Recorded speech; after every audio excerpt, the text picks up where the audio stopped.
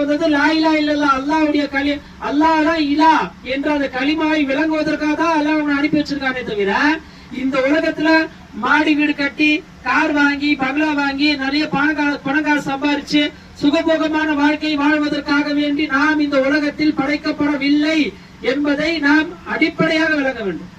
நீங்க எல்லாரும் முஸ்லீம்கள் எப்படி வழங்கி வச்சிருக்காங்க, இந்த படிப்பு அந்த படிப்பு, இந்த ஸ்கூல் படிப்பு, சிபிஐ படிக்கிறது, கலெக்டருக்கு படிக்கிறது, படிங்க வேணாம்னு சொல்லல. எப்படி அல்லாஹ் ரசூலை ஒதுக்க வச்சுட்டு நீ இஸ்லாம் பெரிய படிப்பு படிக்கிறியா, அந்த படிப்பு உனக்கு 10 பைசா உதவாது. நீங்க என் மதரசா பிள்ளைங்க எல்லாத்தையும் கூப்பிட்டு உட்காராச்சு அவங்களுக்கு தீன் சொல்லி கொடுக்குறோம், அவங்களுக்கு தொழுகைக்கு வற்புறுத்தி தொழுதே ஆகணும் அப்படின்னு சொல்லி பசங்களுக்கு வற்புறுத்தி அவங்களுக்கு தொழில்பதற்குண்டான காரணம் என்ன? அந்த பிள்ளைகள் 5இல் வளையாதது 50இல் வளையாது.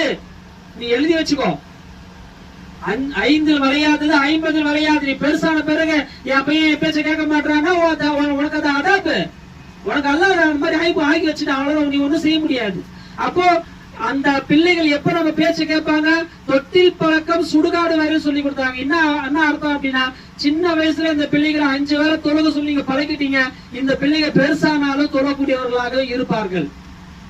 இந்த குழந்தைகளை இந்த வயசுலயே நல்ல குரான், தீன், லா இலாஹ இல்லல்லாஹ் கலிமா சொல்லி கொடுத்து நல்ல அற்புதமா நீங்க கொண்டு வந்துட்டீங்க.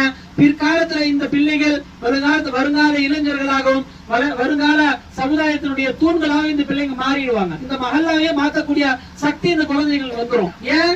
அல்லாஹ் தஆலா அப்படிப்பட்ட ஒரு மாற்றத்தை கொண்டு வர்றதுக்காக தான் அல்லாஹ் தஆலா லா இலாஹ இல்லல்லாஹ் அனுப்பி வச்சிருக்கான். அந்த கலிமா வழக்கத்தை விளங்கணுமே தவிர சும்மா ஸ்கூல் டியூஷன் இந்த படிப்பு அந்த படிப்பு எந்த பிரயோஜனமும் கிடையாது.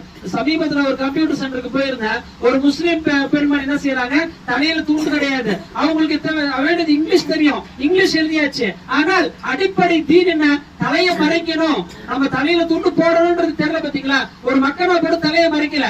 என்ன அந்நிய ஆட்கள் வராங்க, அந்த சாதாரண அதாவது கம்ப்யூட்டர் சென்டர்ல காஃபிரான ஆண்கள் வராங்க, காஃபிரான பெண்கள் வராங்க, எல்லாமே கலந்து வரக்கூடிய ஒரு கம்ப்யூட்டர் சென்டர்ல ஒரு முஸ்லிமான பெண்மணி தலையில துண்டு இல்லாம வெறும் புர்கா போட்டு எதுக்கு போட்டுக்கிறேன்னு கேக்குறேன் நானு. அந்த புர்காவை ஏன் கேவலப்படுத்துற? அந்த புர்காவை கட்டி வந்து சுடிதாரோ சேலையோ என்ன கட்டி இருக்க போட்டு தொலை, அந்த புர்காவை ஏன் கேவலப்படுத்துற நீ? அல்லாஹ் ஒண்ணு வலா யுபதீன ஸீனத்தஹுன்ன அல்லாஹ் குர்ஆன்ல சொல்லிட்டானா இல்லையா? வலா யுபதீன ஸீனத்தஹுன்ன, உன்னுடைய அலங்காரங்களை வெளிப்படுத்த வேண்டாம் என்று அல்லாஹ் சொன்ன பிறகு நாங்க அப்படிதான் இருப்போம். எதுக்கு நீ புர்கா போடாத, கல்வி போடு, சாதா சேலில போ. நான் தலையை மறைக்க மாட்டேன்னு எதுக்கு புர்கா போட்டுக்கிற நீ? அப்ப அல்லாஹ்வுடைய கட்டளை. அப்ப என்ன சொல்ல வர, நீ பெரிய படிப்பு படிச்சு என்ன பிரயோஜனம் இருக்கு? இஸ்லாம் இல்லையா உங்ககிட்ட? ஈமான் இல்லையா உங்ககிட்ட? அல்லாஹ் ரசூலை நம்ம எப்படி இந்த உலகத்துல சொன்னாங்களோ அந்த மாதிரி வாழ்றதுக்கு உனக்கு தகுதி உனக்கு இல்லையா?